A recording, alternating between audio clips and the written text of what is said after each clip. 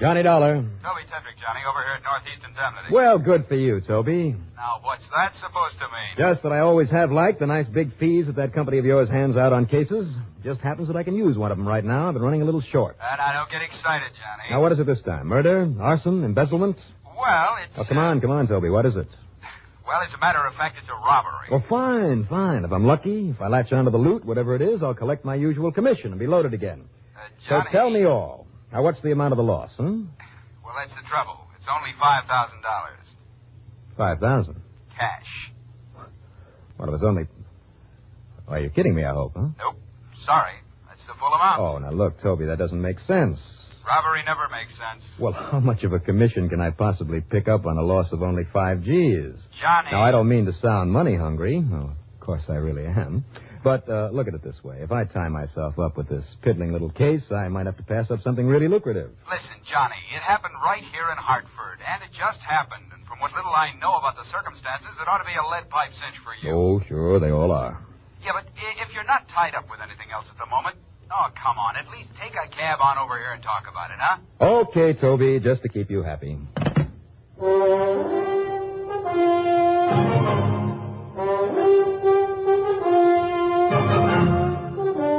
The CBS Radio Network brings you Bob Reddick in the exciting adventures of the man with the action-packed expense account, America's fabulous freelance insurance investigator. Yours truly, Johnny Dollar.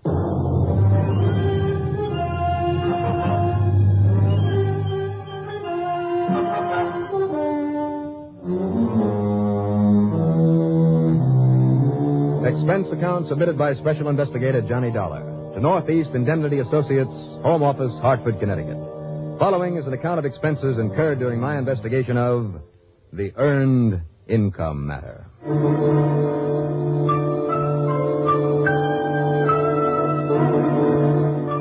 On only a $5,000 loss, I wouldn't even dare to put in too big an expense account. However, I wasn't kidding. I could use some extra dough.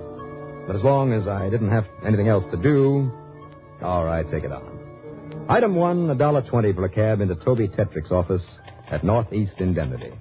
Well, I guess it was kind of thoughtless of me to have you come right over here, Johnny. I should have sent you straight to Mercy Hospital. Well, I can't imagine why, Toby. I'm feeling fine. Now, come on, Johnny. I'm serious. I want you to go over there and see this client of ours. His name is Philip Standish. Now, what's happened to him? I thought this was a robbery matter. Well, it's this way, Johnny. Standish lives at the Ashley Arms apartment, alone. You know the place? Yeah, I know the place. Well, early this morning, while he was still in bed, somebody broke in, bashed him over the head, and walked off with his $5,000. $5,000 in cash lying around his apartment? That's kind of silly, isn't it? Well, he thought he'd had it pretty well concealed, Johnny. Where? On the wardrobe in his bedroom. Now, don't you mean in the wardrobe? No. Right on top of it. Right out in plain sight. Now, look, I've heard about the most obvious place being the least likely place to find something, but isn't that a little ridiculous? $5,000? No. What I mean to say was the urn was in plain sight. The urn? Yeah. You know, one of those heavy bronze cremation, that is, funeral urns, the kind they use to keep somebody's ashes in after that somebody's been cremated. Kept the money in that. I see. Well, that's not such a bad idea, as a matter of fact. If it had a good tight lid on it. And it did, with a tricky kind of lock on it. Who'd ever expect a man to keep money in one of those things? I mean, instead of the ashes of a dear departed relative or something. Well, evidently somebody did. But the question still remains. What question?Hy under the sun keep that much cash lying around? Well, what sort of business is he in? Well, Standish, you say his name is? Yeah, that's right, Philip Standish. Mm-hmm. The way I understand it, he has an interest in some sort of an import business down in New York. Art goods, novelties, furniture from the Orient. And he commutes all the way to New York? Well, only goes down there once or twice a week, I think. Anyhow, Johnny, the man's been beaten and robbed by somebody who got in through the open window of his apartment. He has one of those policies covering cash loss up to $5,000. He's over there in a private room at Mercy Hospital, and he wants you on the job. So, if you have nothing else to do... Do the police have any ideas about who may have done this to him, or is he... Why don't you run over there and ask him yourself? All right, Toby. Footing the bill. Now go easy on the expense account of yours, will you? For once. After all, it's a pretty small amount involved. Oh, but who knows, Toby? Pursuit of the missing $5,000 may lead me to the furthest corners of the earth. What? To strange, exotic lands where never before has the white man set foot. Oh, where now untold dangers lie lurking in the jungle. Oh, go on, you bum. Get out of here before you break my heart. All right, Sylvia, I'll see you later.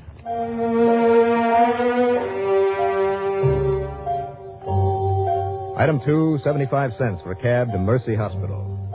Philip Standish, a rather good-looking man of about 50, had taken a beating, all right.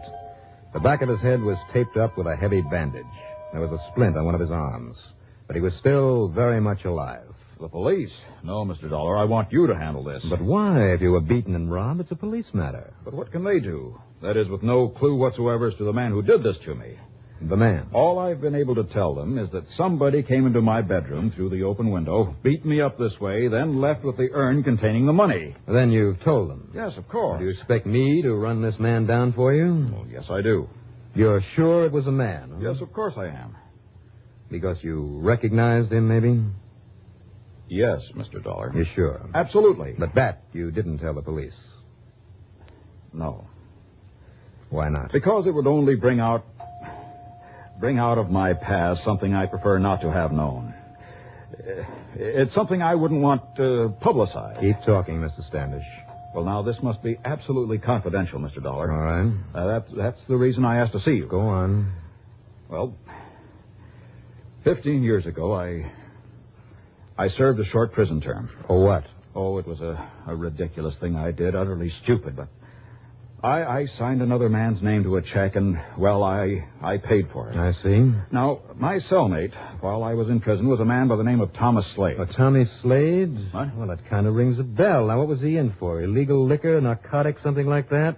Wasn't he in the headlines sometime or other for shooting a man? Frankly, Mr. Dollar, I don't remember. He was a tough and dangerous sort, though. I see. And I remember that one day in our cell, we talked, among other things, about places to hide the loot from a job. You planned to resume a career in crime after you got out? Oh, good heavens, no. But that's all the people in a place like that talk about. Crime, and past and possibly future. Go on. Well, anyhow, it was Slade who suggested this funeral urn. A place even an experienced criminal would never think of or want to tamper with. And so, ever since I got out, that's where I've kept whatever money I've had. Friends, people who've seen it, have suspected nothing, have sympathized over my loss of a dear one. And I've encouraged that illusion. Why not keep your money in a bank? Well, that's silly of me, I know, but ever since the foolish thing I did with that check, well... Suppose you were to accumulate a real sizable sum. Well, to be honest about it, there is considerably more than $5,000 in that urn. Well, the insurance only covers it to $5,000. Right. Now, I must have it back, Mr. Dollar. And if you can get it for me, I'll pay you far more than your insurance company will. Oh, now, that's an inducement. Frankly, I thought it would be. What's the matter with you? Well, my head doesn't feel too great. You take it easy. Now, you figure that Tommy Slade is the only one likely to know that that's where you kept your money? Oh, I'm sure of it. I'm also sure that, although I've tried to avoid him over the years, he's kept track of my whereabouts. All right, now how to find him? Well, it shouldn't be too difficult. He lives in Los Angeles, in West Los Angeles, California. Oh? His address is 1308 Pandora Avenue. Now, I know that section of L.A. pretty well, Mr. Standish. Do you think he'd simply haul that urn back out there? Well, why not? You know that if I were to pursue him or alert the police, it would only give him opportunity to bring up that part of my past that I've tried so hard to live down. Wouldn't he be more likely to simply yank the dough out of the urn and then toss it away? No. In the first place, it will take him some time and skill to find the clever way in which I've locked in the threaded plug in the top of it. Now, even so... And knowing Slade, I'm certain he wouldn't risk giving away the secret of the urn by letting some mechanic or machinist open it up for him. Now, don't forget, Mr. Dollar, that if the police have given this robbery to the papers, anyone seeing the money in that urn would spot him immediately as the thief. You have a point there. What's more, certainly no one would try to steal a thing like that from him. So he has no worries about the safety of the money. I suppose you're right. But somehow, Mr. Dollar, you must find him. Get that urn away from him and bring it back to me. As I said before, I'll make it very much worth your while. Okay, Mr. Standish, I'll see what I can do. Wish me luck.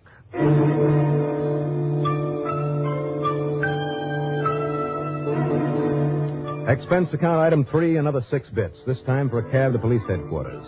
There I asked Sergeant Jimmy Wormser if he could somehow get me a flyer on one Tommy Slade. Oh, what's the matter with this one right here on the top of my desk? It'll do fine. How come, Sergeant? Well, it came in with a little note from the boys out on the West Coast one day last week. What, he's on their wanted list out there? No. The note just said he was headed this way. On account of his record, the boys in L.A. thought we'd like to keep an eye on him while he's here in Hartford. Oh, did he arrive? Yeah, and we kept an eye on him. But all he did was fool around for a couple of days, and he did pay a visit to the Department of Health. Oh, why? Well, something about a permit to carry somebody's remains back to California. Now, what do you know? And would you say this picture is a good likeness? Yeah, perfect. Good. I'm sorry I can't let you have it, Dollar, but I think we better keep it here in our files. I can have a photostat made if you like. No, that won't be necessary. But if you've been keeping tabs on him, where'll I find him? Oh, well, that's a good question. You like train rides? Train rides? Yeah, that's right. Mr. Tommy Slade bought himself a reservation to New York and a berth on the Starlighter Express to Los Angeles just this morning. Well, then he's already left town. Oh, not more than a couple of hours ago. But if you grab a plane down to New York... All right. Thank you very much. Now, wait a minute, Dollar. What's your interest in him? You know something, Sergeant? I'm not absolutely sure. What? Not yet, anyway.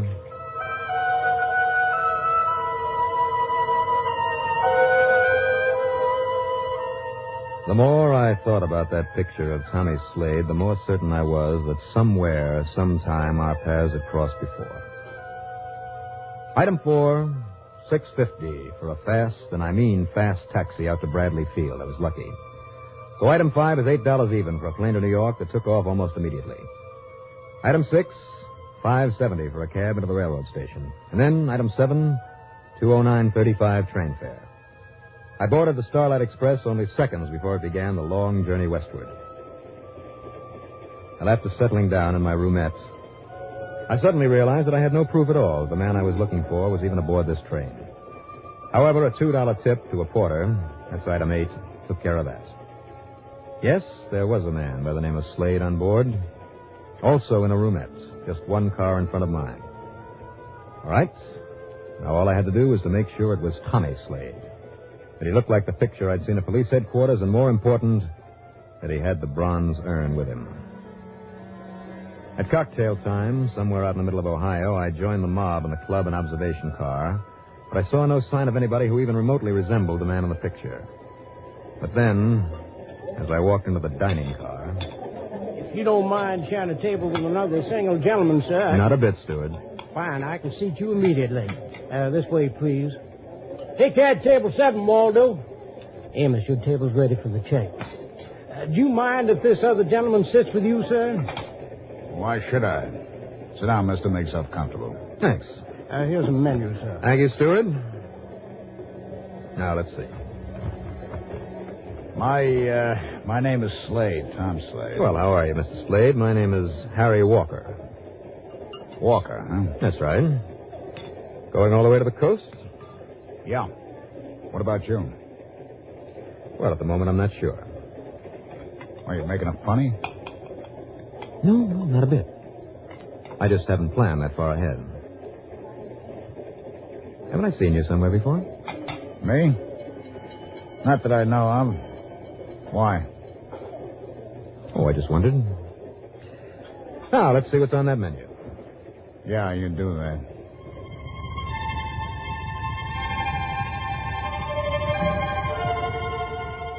And that ended the conversation. He didn't look up again from his food. When he finished, he got up without a word and returned to his sleeping car. I'd rather hope that he'd go the other way to the club and observation car to give me a chance to look into his roomette. Because this was the Tommy Slade, all right. No question about it. I'd simply have to bide my time and wait for an opportunity to get my hands on the urn, if he had it, and then somehow get off the train with it. Or, of course, if that opportunity didn't materialize, I could only pray for the best and follow him all the way into L.A. Well, after my dinner, I had a couple of brandies in the club car with a pretty little blonde who spoiled everything by having to go back and look after 3 kids she happened to have on board. And then I wandered out to the observation platform. The night was beautiful, unseasonably warm, with a full moon that bathed the countryside in its pale, eerie light. This was quiet, peaceful farmland country. The smell of the clean, freshly turned earth had an almost intoxicating effect on me, and I dozed off for a while. How long I slept, I'll never know, because I was rather rudely awakened by a cloth or coat or something wrapped suddenly about my head, and then a blow on top of it that knocked me out. Oh! All right. Okay now, buddy. Now you're going over the side.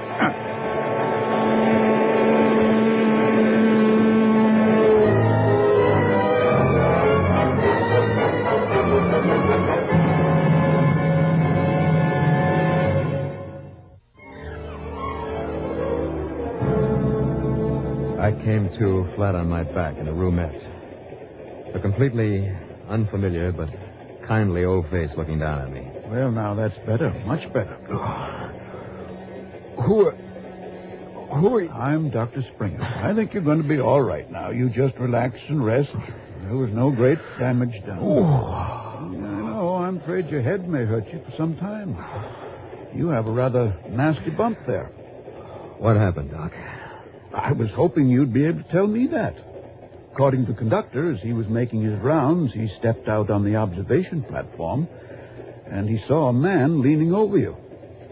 The man said something about your apparently having fallen from your chair out there. Well, I hate to think of what might have happened to me if that conductor hadn't come along. What'd you do, faint or what? There is a trace of alcohol on your breath. Now, believe me, that had nothing to do with it. Oh. Now, why don't you just lie here until you feel better? And I'll drop by again a little while to make sure you're comfortable. Look, Doctor, does the conductor know who that man was? The man who was leaning over me? Well, I'm afraid he just shouted at the conductor and walked on by him so quickly. Well, I think I know who it was. Thank you, Doctor. How much do I owe you? Not a thing, my boy. Now, you just rest. And I'll drop in on you later. Right.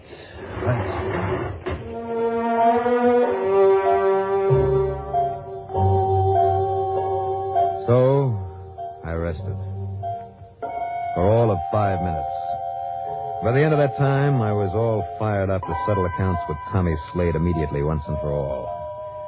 But as I walked forward into the next car full of sleeping passengers, I realized I'd better take it easy, use my head.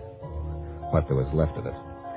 And then I saw that the door of Slade's roomette was wide open. Not even the curtains were drawn across it. It was empty.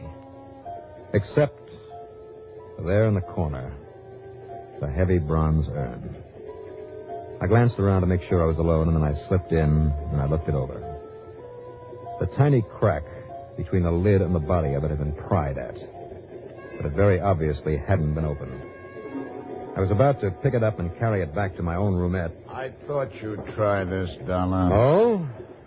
Well, I'd ask you in here, Tommy, if there was room for both of us.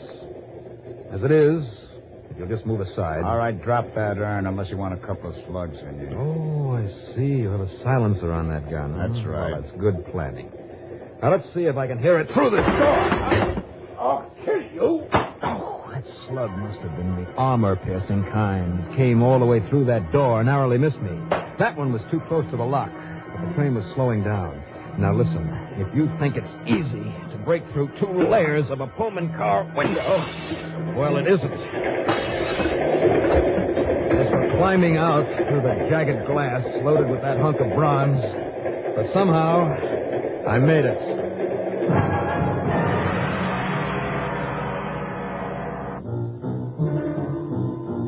Item 9 is $184 transportation. That means a few miles by car, a train to Pittsburgh, PA, a plane to New York, another to Hartford, and finally a cab to my apartment. Well, after cleaning up and changing my clothes, I got in my car and I drove to Mercy Hospital, the urn wrapped up in my topcoat. Item 10, there in the lobby, a dime for a phone call to police headquarters. And then I went up to Standish's room. Mr. Dollar. Oh, is that it, Mr. Dollar? Wrapped up in that coat? That's it, Mr. Standish. Good. I told you I'd pay you well for its return, and believe me, I will. I think you'll pay all right. What? You see, this urn and I had a little accident on the way back here. Accident? Sort of a train accident. I mean, when we left that Pullman car, one of the wheels almost cut the urn in two. But it didn't, But the money didn't fall out? Not the money or anything else. Oh. The cap flew off, and it jarred loose the top of the false bottom that you have on it. Too bad, huh? I'm afraid I don't understand you. I'm afraid you do, Standish. No, Just really. lie there quietly in that bed. Now, you said there was a lot more than just $5,000 in the urn, didn't you? Now, Dollar, Made a listen living in Oriental imports, huh? Well, that is the understatement of the week. You made a fortune, is more like it, in one of the foulest, filthiest rackets in the world. Now, look Just you stay there, Standish. You're still a sick man, remember? Remember, huh? You said you couldn't remember what Tommy Slade went up for. Well, I remembered, and that's how I knew that you had turned to his caper when you got out. What happened? Were you holding out on him?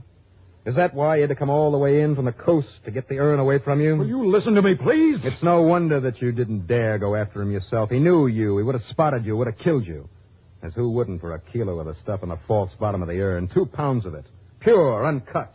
And wholesale, maybe $8,000 or $10,000 worth. But carefully cut to individual fixes, you'd probably get $1 million, maybe even more than that, for this much heroin. Yes, heroin, you dirty, rotten, filthy son of... All right, Sergeant, take over. Interesting sidelight on the case. I saw in the afternoon papers that the railroad company didn't look too kindly on Tommy Slade's little act. I mean, when he was caught standing there blasting away at the lock on the door of his roomette. Come to think of it, I better tip the federal boys to his having gone back to his old racket. Expense account total, $418.15. And no padding on this one. Yours truly, Johnny Dollar.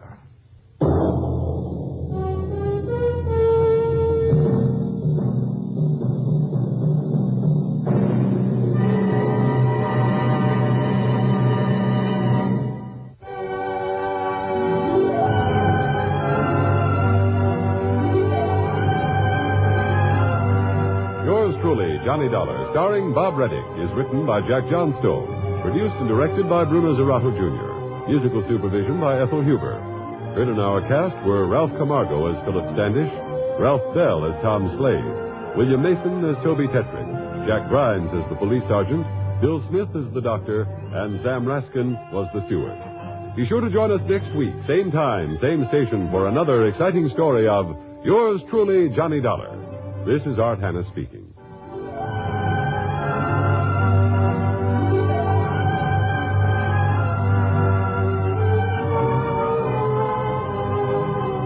Johnny Dollar has come to you through the worldwide facilities of the United States Armed Forces Radio and Television Service.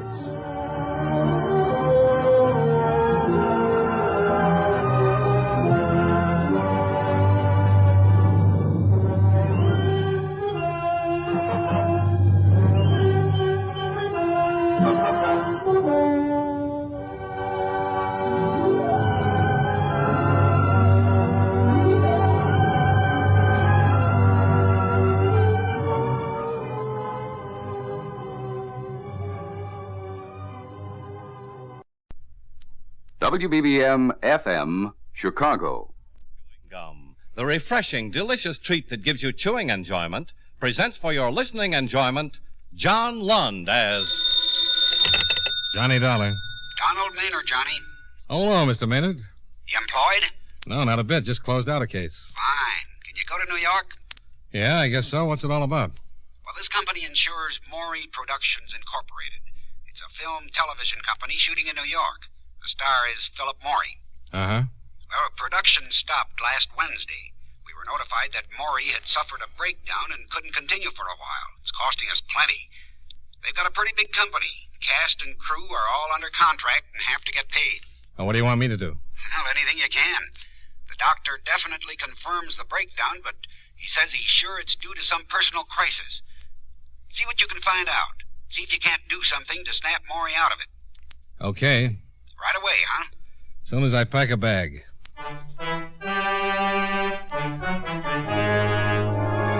the makers of Wrigley's Spearmint Chewing Gum bring you John Lund in another adventure of the man with the action-packed expense account, America's fabulous freelance insurance investigator. Yours truly, Johnny Dollar.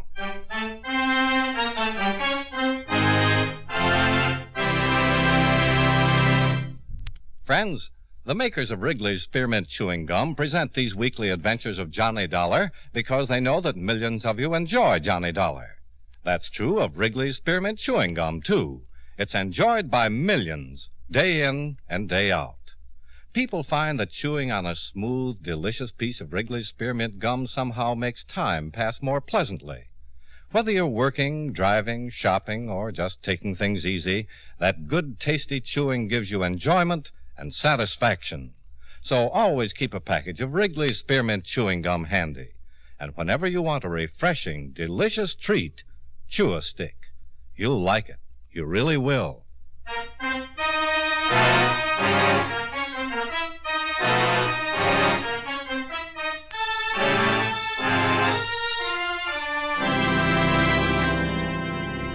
Expense account submitted by Special Investigator Johnny Dollar to Home Office, National Life and Casualty Insurance Company, Hartford, Connecticut. The following is an accounting of expenditures during my investigation of the Philip Morey matter.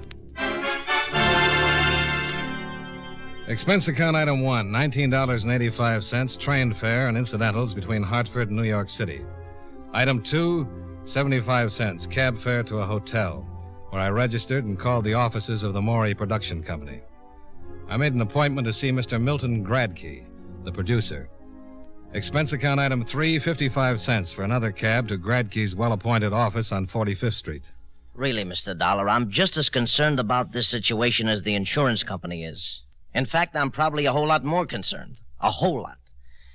Well, we've got a schedule to meet. We've got a sponsor and a network to account to. And if our star is sick, I just came down to see if I could help. It's a breakdown, Mr. Dollar. Who can help with a breakdown? Are you a doctor? You're a close friend, huh? Yes, very close. I can't do anything. How could you? What caused the breakdown? Such a question. What causes the breakdown? What causes breakdowns? Again, it's for a doctor to say. I'm only a producer. Well, the company doctor felt it was something of a personal nature. Something more than just overwork. Well, I know Phil is sick. He's really in a bad shape. And I know if he doesn't snap out of it, this show is going on the rocks. It may be personal, but that's not for me to say. Phil's had enough trouble in the past. Well, this time he could be ruined. Who's his personal physician? Ewing, Charles Ewing. The best man for this sort of thing. I got the best. I'd like to talk to him. He's probably over with Phil now. Oh, fine. I'll stop by. Oh, he won't allow you to see Phil. You can't see him, Mr. Dollar. Okay, then I'll just talk to the doctor. Maybe Ewing's back at his office now. Why don't you go over to his office instead, huh? It'll be a whole lot easier if you go over to Mr. Gradke. Yes? What's the matter? Don't you want me to talk with Philip Morey? He's sick. Very sick. You sure that's all? Of course that's all. You got the doctor's report? Yeah, but if you don't mind, I'll check it myself.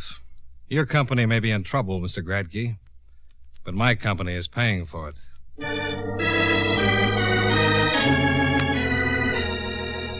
Expense account item 4, $1.25 for still another cab. Philip Morey was residing in an apartment on Park Avenue. I had trouble getting by the doorman, the receptionist at the switchboard, and the elevator operator, but I got by them. I walked down the third floor of the building and knocked on the door to Philip Morey's apartment. Yes? Dr. Ewing? No, he just left. My name is Dollar. I'd like to see Mr. Morey. I'm sorry, no one can see Mr. Morey. He's quite ill. Who are you? What business is that of yours? I'm a special agent for National Life and Casualty. I was sent here to make a report on Mr. Morey's condition. Then I suggest you talk to Dr. Ewing. Now, wait a minute. Look, I told you to... Hey, Richard. What's the beef? What's going on? Mr. Morey? Yeah? Phil, you better go on back in your room. Why? What do you want, Edward? My name is Dollar, Mr. Morey. Okay. What's it all about, huh? I told him you weren't seeing anyone. Yeah? He's from the insurance company. I don't want any. You already have it. I just came down here to see if I could help. Wait a minute. I don't want any insurance. I'm a lousy risk. Phil. No. Go on, fella. Beat it. Do you hear me? Go on. Okay. Don't get rough. You're in no condition. You think so, huh? Look, Mr. Morey, my company got a report that you'd suffered a breakdown. Yeah. Well, good for them. It looks to me more like a 90-proof breakdown, and it smells like it, too. What's it to you? Plenty. My company's paying a lot of money while you're laid up.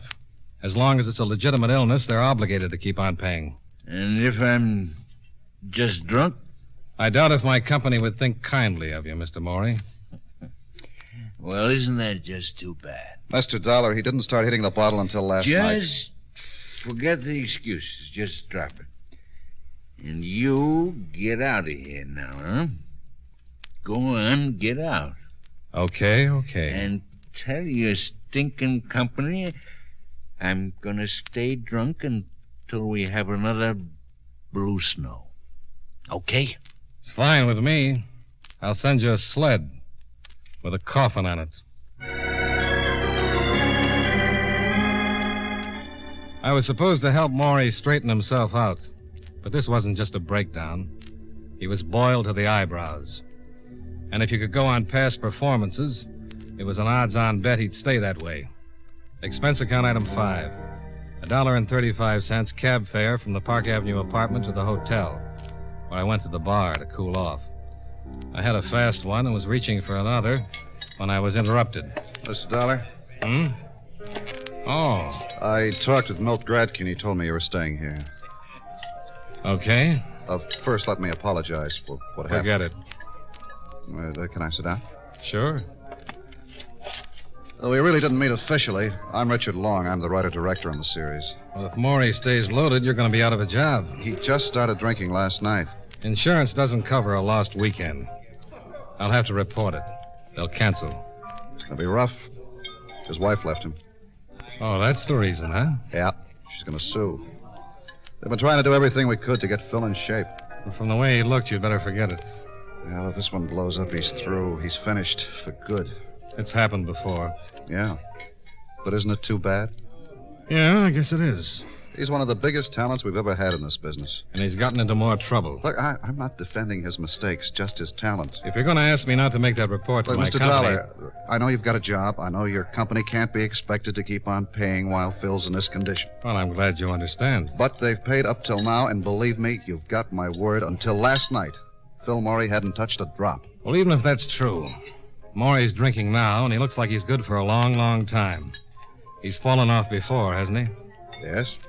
He lost his motion picture contract the last time, didn't he? Yes, but all that straightened itself out. It looked pretty crooked this afternoon. This would never have happened in a million years if it wasn't for that wife. Well, that's another one of his patterns, isn't it? He's been sued by more ex-wives. Mr. Zoller, I've never said he was right. I never said any of the trouble was anything else but his own fault. But you don't know him. Not many people do. This guy is the most considerate, charitable... When he's sober. Listen, if you've got about 12 hours sometime, I'd like to impress you with some of the good things on the other side of the ledger. He's given Janet everything she could want. Sure, he was wrong. He should have belted her one and told her to keep in line. He's made the same mistake with every woman he's ever been involved with, and they've all taken him. Nearly everyone's taken him. Business managers, agents. You think them up, and they've had their fingers in the pie. But for a while, there was a pretty big pie. Sounds like fodder for a good psychoanalyst. Yeah, but... Well, Janet's leaving him was too much. Even as bad as he was, he didn't hit the bottle. He just kind of folded up, but he stayed on the wagon. Until last night. Yeah. Her lawyer called, and Phil got to the phone before I did. He was almost well, didn't care if he ever saw her again.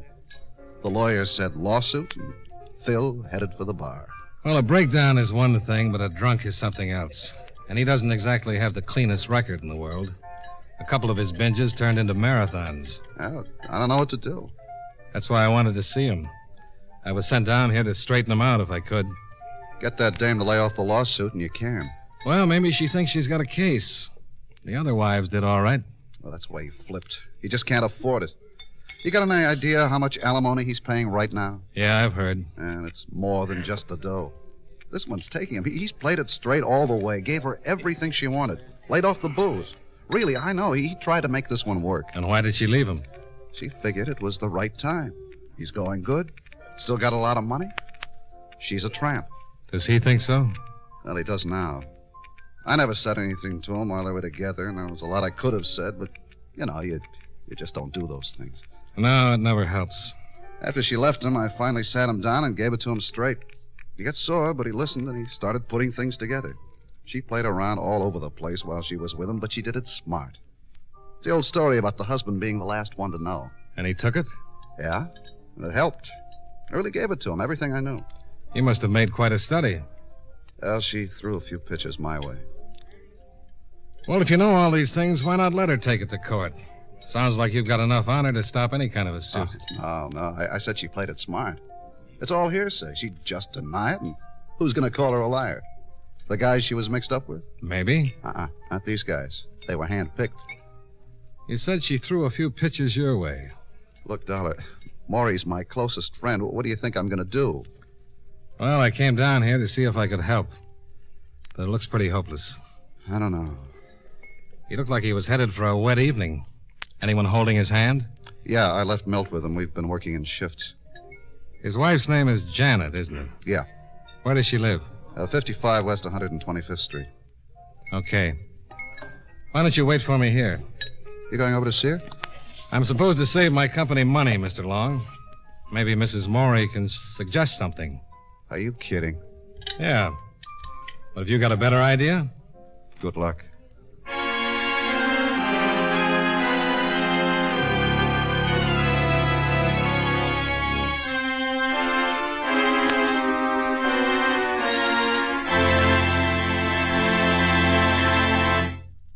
Friends, Wrigley's Spearmint Chewing Gum is a refreshing, delicious treat you can enjoy just about any time. Even when you're busy working, you can slip a stick of Wrigley's Spearmint in your mouth and enjoy that pleasant chewing.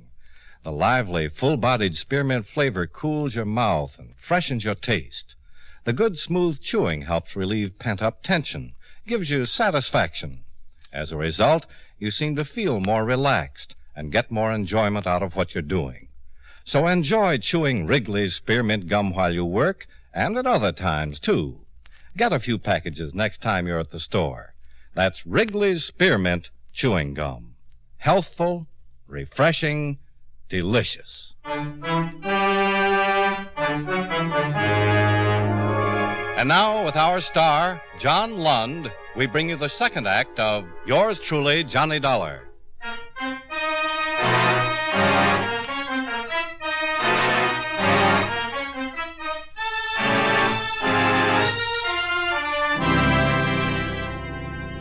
I left Long in the hotel bar and ran up expense account item 6, $1.45, for one more cab to take me to Mrs. Philip Maury's apartment building.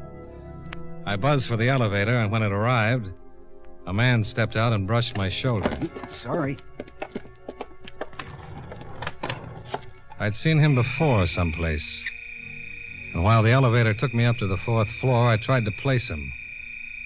Oh, I couldn't remember. But for some reason, the man seemed to be important. I got off at the 4th floor, still trying to place the face, and walked down the hall to Mrs. Maury's apartment.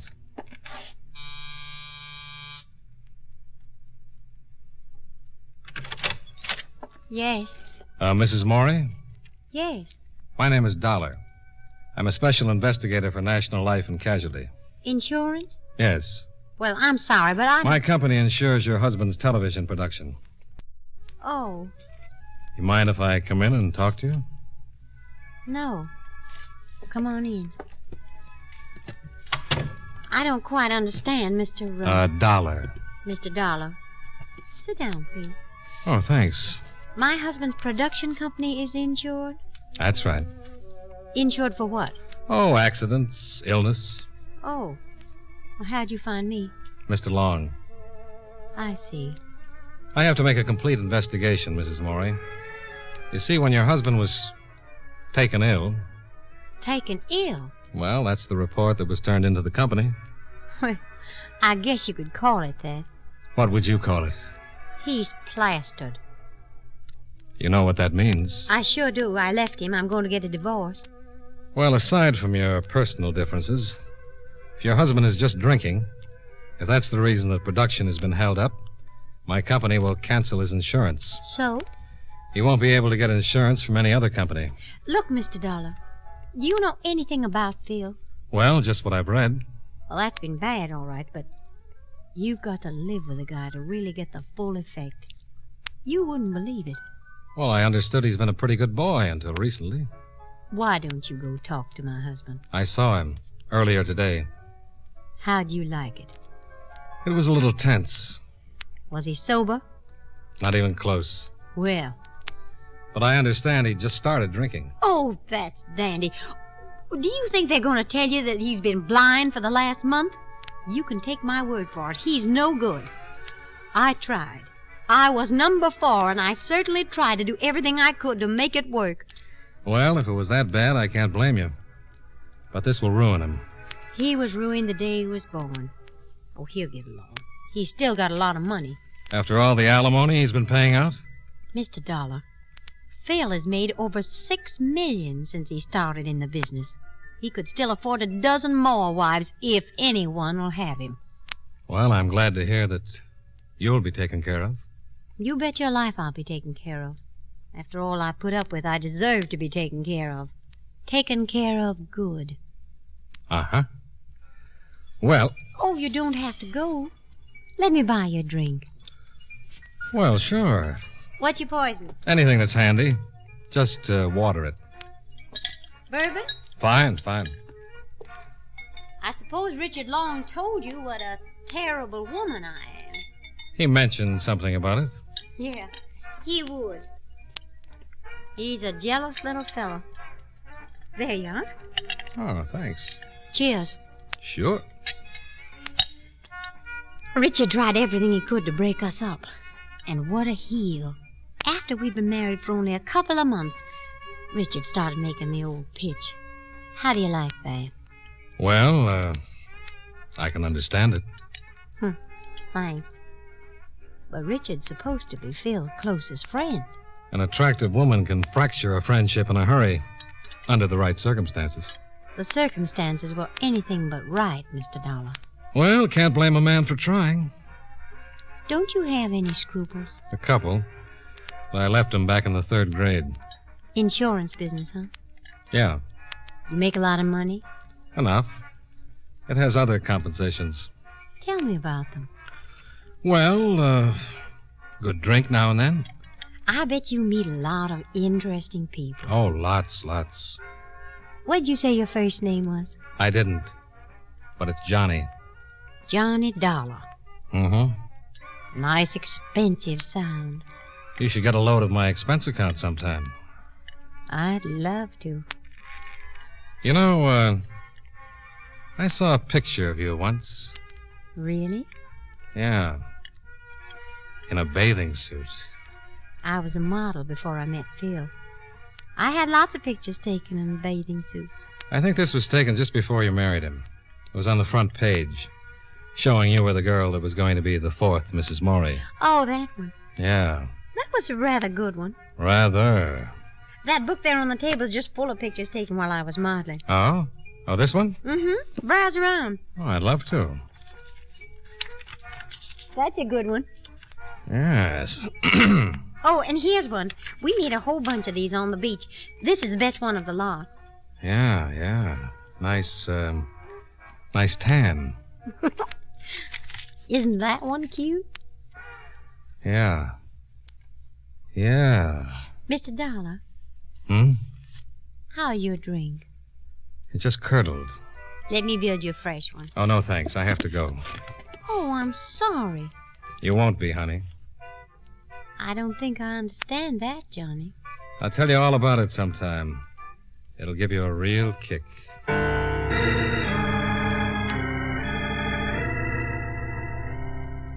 I left Mrs. Morey looking a little worried. And whether she knew it or not, she had a right to be. In one of the pictures she's shown me, I'd spotted the man I'd bumped into coming out of the elevator. And I remembered who he was. Expense account item 7, $1.45. Cab fare back to the hotel, where I told Richard Long about the man in the picture. Eugene's Sweet. Ever heard of him? No. I couldn't remember until I saw that picture. There was a big case in L.A. He was convicted and sentenced. Did 3 years for forgery. I was in on the case. Sweet. No, I don't know. And there was a girl mixed up in it. Janet? No. But it was an interesting setup. Sweet introduced the girl to a wealthy old man. The girl married the wealthy old man. Now, it seems the girl would have Sweet sign her husband's name to a check, then she'd fill in the amount and cash it. Not big checks. But after about 4 years, they added up. Well, a man named Swift introduced Phil to Janet. I never did like him. He used to hang around all the time. Phil got tired of him in a hurry and gave him a bounce. What did he look like? I was tall, kind of greasy around the edges, weighed about as much as I do. Where does he live? I don't know. I've only seen him a couple of times since Phil got rid of him.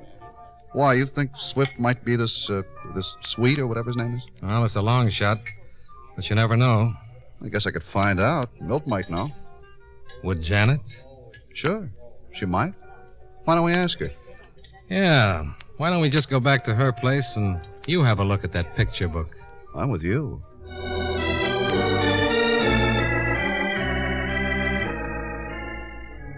Long's car was parked outside the hotel.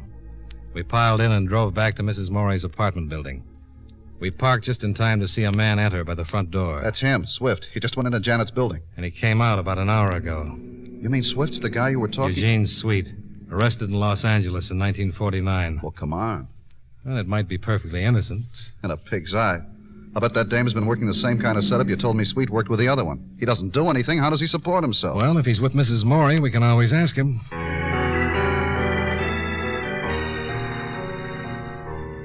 We went into the lobby and waited for the elevator to come down. Long looked happier than a kid in an acre of new cement, and there was just a chance he had a right to be. The elevator arrived, and so did Milt Gradke, the producer, who came busting into the lobby from the street. Milt? Richard, I've been calling you all over the place. What's the matter? Phil, he's loose. I couldn't keep him in the apartment. Oh, no. I tried, but he got rough. He tried calling Janet, but she hung up on him. Then he went wild. You think he's here with Janet? Yes, and that's not the half of it. Come on, we better get up there. There's no telling what he might do. You know about it? What do you mean about Sweet? Who? Sweet. I'll tell you later. I thought you meant the gun. Gun? Yes, Phil's got a gun with him. On the way up, Long explained as much as he could to Gradke, and Gradke continued to apologize for not being able to restrain Morey. We left the elevator on the 4th floor and hurried down to Mrs. Morey's apartment. The door was ajar. Sounds like they're all in there. Well, what are we going to do? Well, if he's got a gun... He sure has. I'm going in. Get back! Get back. He's crazy. Do something. Put down the gun, Morey. Don't come near me. Get back. I warn you. Don't anybody get near me. I swear I'll shoot. Phil. Not even you, Dick, no. You too, Milt. Get back. This Dame thought she was going to take me. Well, she's not going to get away with it. Phil, No. please. No. I am through. Nothing's left. So I'm going to do it up brown. What do you think of this Dame, Dick? Look who comes to see you. His real name's Sweet, Eugene Sweet. Huh? What? That's right, Morey. He's done time. Yeah? Morey, put down the gun. It's a better than even bet that your wife's been pulling a fancy bit of hijacking with Sweet. Huh? That's right. Tell him about it, you little tramp. Yeah. Tell me about it. Look, Phil. I want the whole thing. How did you take me?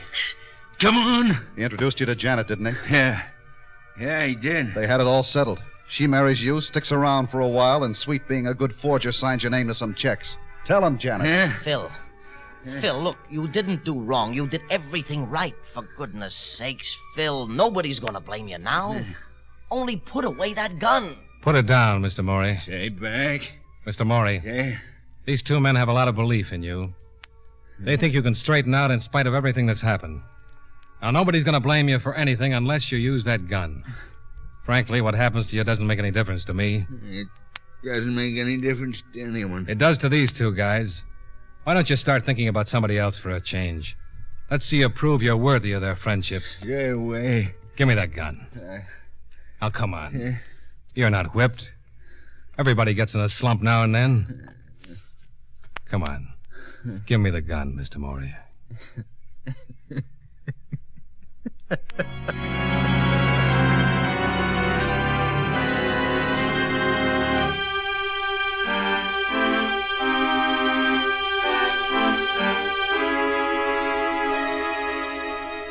By the time the cops got there, Janet and Sweet had told me the whole story. They admitted cashing forged checks to the tune of $300,000. And that wasn't counting what Maury had given her legally. If I hadn't recognized Eugene Sweet, Janet would probably have won a nice settlement to go along with everything else. Maury had written so many checks he never would have noticed the extra ones. Oh, he was a setup.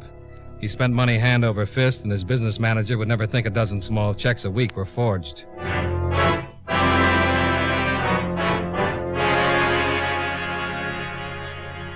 Expense account item 8, $54, hotel bill. Item 9, $18.83, train fare and incidentals back to Hartford. Expense account total, $99.38. Yours truly, Johnny Dollar.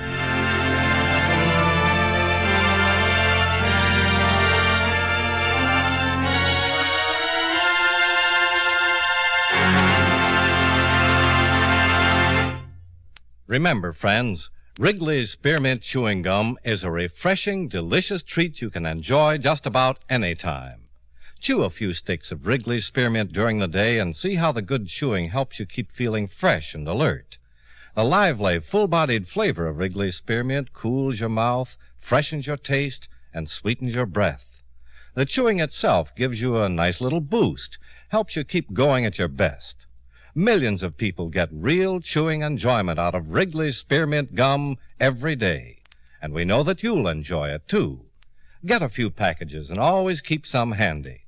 That's Wrigley's Spearmint Chewing Gum.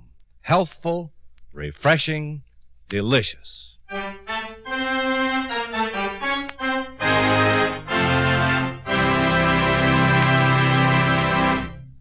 Yours truly, Johnny Dollar, brought to you by Wrigley's Spearmint Chewing Gum, stars John Lund in the title role and was written by Blake Edwards with music by Eddie Dunstetter.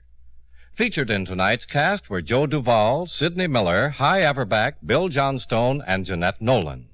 Yours truly, Johnny Dollar, is produced and directed by Jaime Del Valle.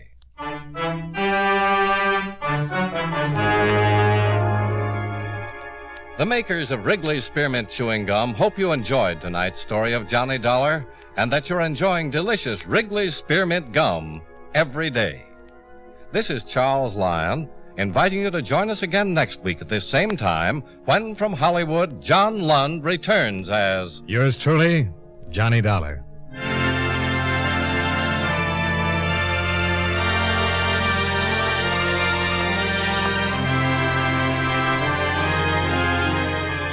This is the CBS Radio Network. Here's Chicago's favorite shows on... From Hollywood, it's time now for... Johnny Dollar. This is the police operator. Are you the party who called for an ambulance? Yes, didn't you get it? It's on the way, sir. I'm calling to verify the circumstances. Attempted suicide by gas. Yes, sir, we have that. The victim's name? Sheldon Forbes, Forbes. Forbes? And your connection, sir? Relative, perhaps? No relation. Insurance investigator. I just found him. Will you please remain there until the officers arrive? Are you kidding? I asked you, but... Oh, well, thank you very much.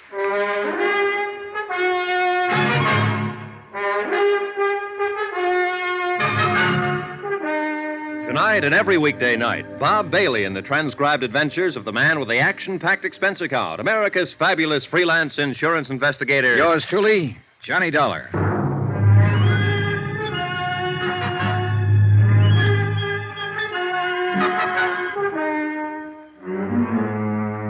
Expense account submitted by Special Investigator Johnny Dollar to the Continental Adjustment Bureau, 418 Elizabeth Avenue, Hartford, Connecticut. The following is an accounting of expenditures during my investigation of the Forbes matter. Sheldon Forbes pleaded guilty to a $4,285 embezzling charge. He waived jury trial and was awaiting sentence when he was bailed out of jail, went home, and turned on the gas. 30 seconds after I dragged him from the apartment, I called the police emergency squad. In a matter of minutes, they arrived, and a couple of interns were working on Forbes with a pulmotor in that dingy, dirty, badly lighted hallway. There was no telling how much gas Forbes had breathed in, or for how long a period after he went into his apartment the gas jet had been open. Hand me that hypo, Al.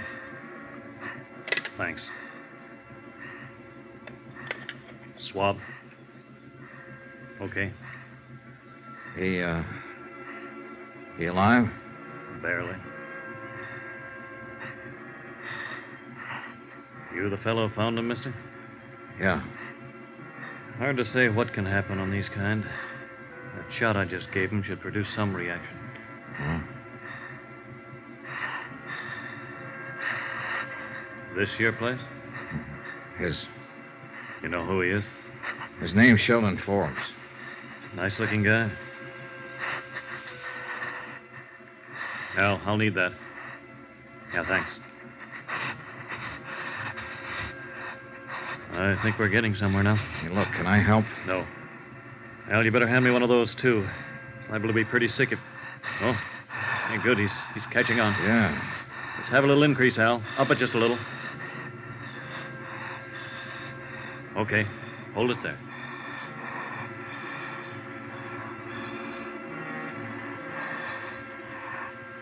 The intern and his assistant worked quietly and methodically. There was nothing I could do but stand and watch. After about a half an hour, the color of Forbes' skin seemed to me a little more close to normal. His eyes were still closed, though, and he showed no signs of movement. I waited.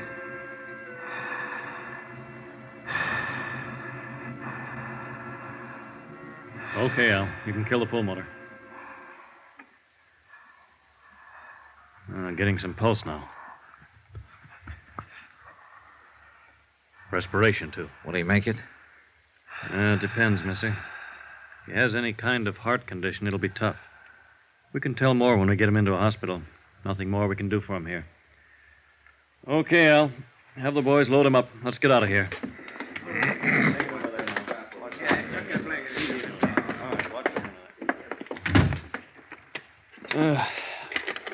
Now, mister, you say he's a friend of yours? Just someone I knew. He's got you to thank, in case he makes it. Where'll he be? We'll take him over to Bellevue. All attempted suicides get over there. Mm-hmm. I'd like to talk to him when he comes around. Any idea when that'll be? No telling. Better phone in first. Police will want to talk to you. You give identification to headquarters when you called in? Yeah. Yeah, that's the third one tonight. What is it, the weather? Not for him. My job is to handle them, but I wonder why they do it. Oh, this guy's got a problem. He's out on bail, goes into court Friday to be sentenced. Embezzling charge. Oh. Seemed like a nice guy to look at.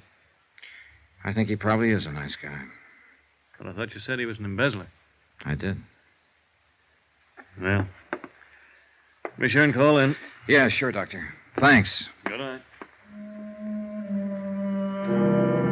The uniformed officers outside the apartment house questioned me thoroughly regarding the circumstances of the attempted suicide. I told them what had occurred and gave them my business address for reference. They asked me to ride over to the station with them and verify the facts. I did. All of that took about 2 hours. When I was finished, I put in a call to Bellevue. No change in Sheldon Forbes' condition. Expense account item 9, $280, 1 theater ticket. That's what it cost me to see the last 15 minutes of a fairly bad musical play at the Empress Theater. When it was over, I walked around to the stage entrance. Didn't quite get that, mister. $1. Dollar? Oh, Mr. Dollar. Uh-huh. Well, what can I do for you? Between 6:30 and 7 o'clock tonight, a man came here to the stage entrance and talked to you. A lot of people talk to me here. That's my job, talking to them. One man in particular. His name is Sheldon Forbes. Don't remember nobody named Forbes. Well, maybe he didn't give his name. He was a tall man, about my size, 30 or so, dark hair, clean cut. Wore a tweed suit. Beats me. Did he come here to see somebody in the show? Is that it? He might have, I don't know. Well, how do you know he came here? I followed him. I saw him. Huh? It's a business, my business. I'm an investigator. Oh, wait now. Did he have a hat on tonight? No, I didn't. A short haircut? Yeah, do you remember him? Sure. What's he done? Struck me as a nice young fella. He's been around here a lot of times. Sheldon Forbes, yeah. I didn't recognize the name at first. Would you mind telling me why he comes around here? Comes here to see Betsy Walker. One of the girls in the show. Betsy Walker. Is she his girlfriend? No, don't think so. It's like this. He comes here asking to see her, and she never sees him. You get it? Yeah, I suppose so. Oh, who is she? Oh, she sings here. Dances a little. Pretty girl. Have you ever seen her with Forbes? Well, I can't say. I guess not. Is she still here? Huh? Betsy Walker, is she still here? I'd like to talk to her. Well, she wouldn't be here this late. She finishes her bit in the second act. Could you tell me where she lives? No. I'm sorry, boy. I can't tell you that. All right. Well, where can I phone her? Can't tell you that either. Now, why don't you drop around tomorrow? It's important tonight. Hey, look, would you do me a favor? Depends. What is it? Would you telephone Betsy Walker? Tell her my business and ask her if she'll see me. Well, suppose I can do that all right, Mr. Dollar. Take a chair there. I'll see what I can do for you.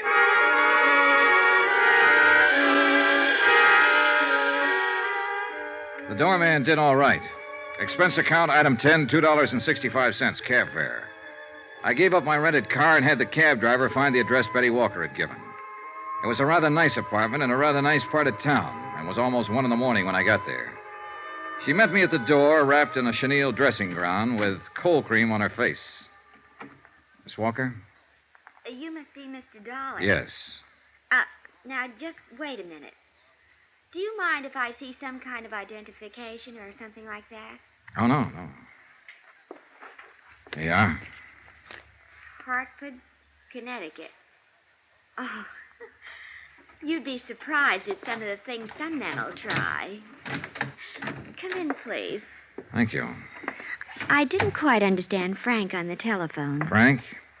Oh, the doorman at the theater. Yes. I didn't know quite what to make of it. Goodness, are you really an insurance detective? Yes, and I'd appreciate you letting me see you tonight, Miss Walker. Sit down. Can I fix you a drink? No, thanks. Frank mentioned something about Forbes. You're here because of him? Yes, Miss Walker. I understand that you know Forbes. No, not exactly. That is. There's some reservation in the way you say that, Miss Walker. You know his name. Yes, I know the name. Can I ask you what this is all about? Routine investigation. I'm curious. How did you get my name? How am I connected with Sheldon Forbes? That's what I'd like you to tell me. Well, first about my name. Forbes was at the theater earlier tonight asking for you. I understand he's been around there quite a bit. Yes. I really don't know how to tell you this, Mr. Dollar. I've only seen that man once in my life, honestly. He's really quite impossible. Oh, dear, this is so embarrassing to try to explain this. Maybe I can save you some embarrassment, then, if you'll answer one question. Sure, why not? Did Sheldon Forbes ever give you any presents? Yes. What? Well, that cigarette box on the table there. And the lighter to go with it. Tiffany's. Pretty, aren't they? Yeah, very. Also expensive. What else? Well, let me think. Oh, no, that wasn't from him. That was the lamp over there. Mm-hmm. And a fur stole. May I see it? I'm afraid I gave that away. You did? I gave it to my kid sister who was visiting me last week. I already had one. Oh, I see. What else did he give you? I think that's about it. Except for orchids that used to come every night. 12 orchids every night for the last month. You only saw him once, and he gave you all these gifts? Dear, I know how that must sound. Look, it started a month or so, I guess. I got a card in my dressing room one night asking me to dinner. It was signed Sheldon Forbes. So? Well, I'd never heard of anybody named Sheldon Forbes, and I just tore the card up. But every night after that, I kept getting orchids and the card. And then the gifts started to come. The cigarette box first. That's when I saw him. Uh-huh. I didn't even dine with him, Mr. Dollar. We had one drink, and I told him I had a headache. I see. But the gifts still kept coming. Flowers, invitations. I ignored them. I tried to send the things back, and I didn't know where to send them. Some I gave away, and some I've kept. I didn't want his gifts. He was nice, but I just didn't want anything to do with him. When I did meet him, he was so different than what I had imagined. Gee, I've had my share of stage door Johnnies, but this man was... Well, he just couldn't say a word without stumbling. He had no poise, no sophistication, nothing. All he had was money. He told you that? He didn't have to. Those gifts. Well, he didn't have money, Miss Walker. He worked for $82 a week as a bookkeeper. You must be mistaken. I'm afraid not. He stole the money to buy you all these things. Well, for heaven's sake. For heaven's sakes, and you caught him? Yeah. Forbes tried to commit suicide earlier this evening. Suicide? Oh, no. I'm sorry I had to come to you to get this information. He's refused all along to tell anybody what he did with the money. Will he go to prison? I'm afraid so. Oh, but it's crazy. We had nothing. He's just a name to me. He means nothing to me. Yeah. But apparently you mean something to him.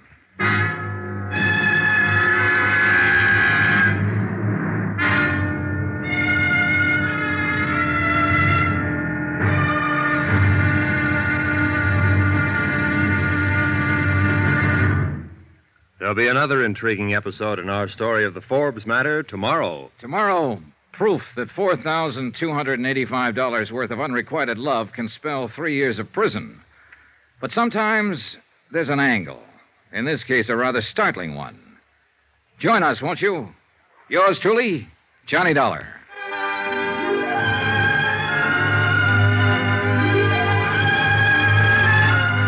Yours truly, Johnny Dollar, starring Bob Bailey, is transcribed in Hollywood. Written by John Dawson, it is produced and directed by Jack Johnstone. Be sure to join us tomorrow night, same time and station, for the next exciting episode of Yours truly, Johnny Dollar. Roy Rowan speaking.